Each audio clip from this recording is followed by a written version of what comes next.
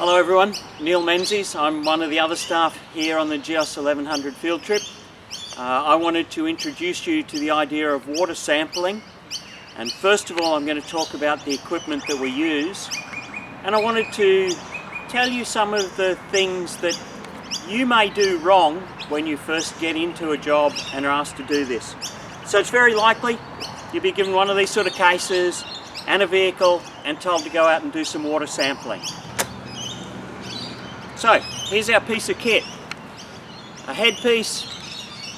So we press the start button and the machine lights up. So that's where we're going to actually read our measurements off it. And this is where all of the electrodes that actually take the measurements are held. So this is a plastic tube full of water to keep the various measurement electrodes wet. And we just unscrew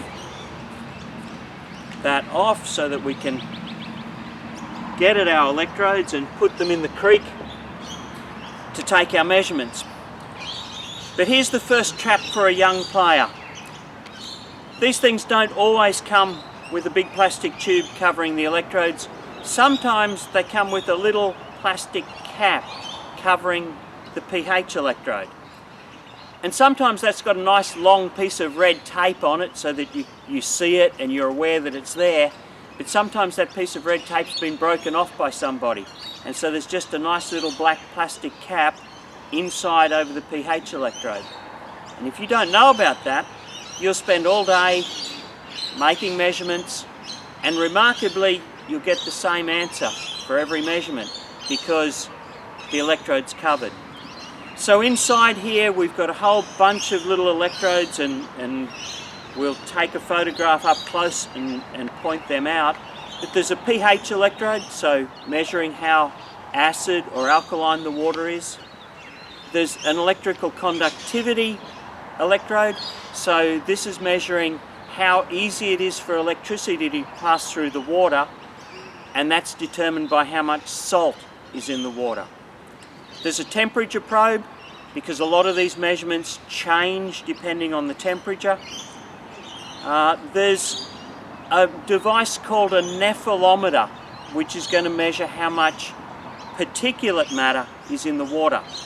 Now this is a particularly difficult thing to achieve.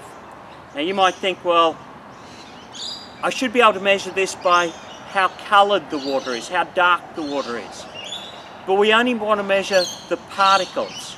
We don't want to measure the colour. So if we just measure how well light will pass through, so we've got a sensor here and a light source, if we just measure how easily light can pass through, we measure the colour as well as the sediment that might be in the water. So a nephelometer is rather clever. It shines a light in this way and has a sensor off to the side so it can measure how much light's refracted out. That way it only sees the particles that are in the water. So we're set to go. We'll go and step into the creek, or at least to the side of the creek, and take our first water measurements. I've got a water temperature here of 18.4 degrees. And one of the things that you should always do as you take a measurement is a mental reality check. Is that a sensible answer? So I'm standing here, it's bright sunshine, I think ambient temperature is probably in the early 20s, but the water temperature is a bit cooler than that. And so I'm saying to you, does that make sense? Now the other piece of information you should have is it's early in the morning, it's about 8 o'clock-ish, and so we've come out of a cool winter night, so of course the water temperature is going to be a bit lower than the air temperature. And as we go through the course of the day, we'd expect the water to heat up. Now, think about that a little bit more. Here I am standing at the edge of the creek, measuring at the very surface of the creek. So the temperature that I get here throughout the course of the day will be a lot higher than the temperature I'd get if I went out to the middle of the creek and sampled 2 or 3 meters down into the water. So the point I'm making here is the answer that you get reflects where you're making your measurement, and you should always keep that in mind. Okay, my measurements on this device have now stabilised. So I can see that we've got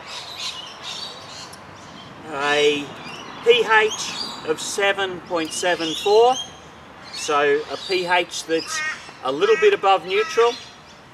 We've got an electrical conductivity of 29,000 and a little bit microsiemens per centimetre. So that's a really large value, and of course where I'm standing here, the water that I'm measuring is actually seawater. This is tidal. You can see the mud that I'm standing in. We're at low tide, the roots of the mangroves are exposed. Later in the day the tide will come in and where I'm standing will be a couple of feet underwater. So this is seawater, and depending on how much it's rained, mixed with a little bit of fresh water that's coming down the creek. It hasn't rained very much, so it's pretty much seawater that I'm measuring. So the pH that we're getting and that electrical conductivity are very much consistent with what we'd expect of seawater. Okay, so I've got a dissolved oxygen measurement that's 75%. Now the way that this works is, if the water's, that's 100%. So about 20% oxygen in the atmosphere. If the water's in equilibrium with that, we'd read 100%. So in reading 75%, what does that mean? It means that something in the water is using up oxygen and using it up at a faster rate than what oxygen's dissolving in through the water surface.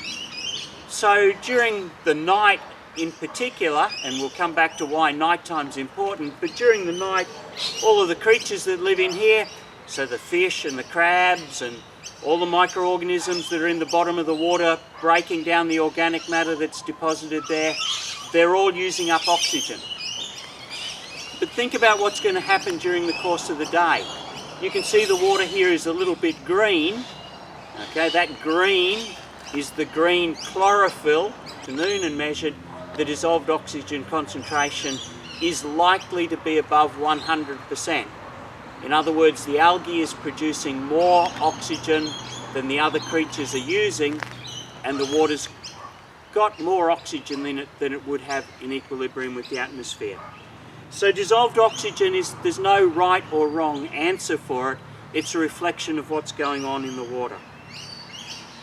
And finally, we have a turbidity measurement, so a measurement of how much particulate material is in the water, of 3.4 NTU. So that's a nephelometric turbidity unit. It's specific for this measuring device, the nephelometer, and it doesn't connect through to a physical reality. So we can't convert that NTU measurement to grams of sediment per litre of water. But that value is a really low value. The water here is nice and clean. And once again, if you thought about it, the value that I would get would vary at different points in the stream. In fact, here at the edge, the water's probably a bit dirtier, more stirred up mud than there would be if I were right out in the middle of the stream. So we've got cool water, seawater that's clear and pretty clean. It's got quite a lot of dissolved oxygen in it, so in every regard we view this as a fairly healthy system.